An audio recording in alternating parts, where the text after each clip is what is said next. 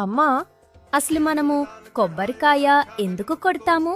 దాని వెనుక ఒక కథ ఉంది, చెప్తా విను.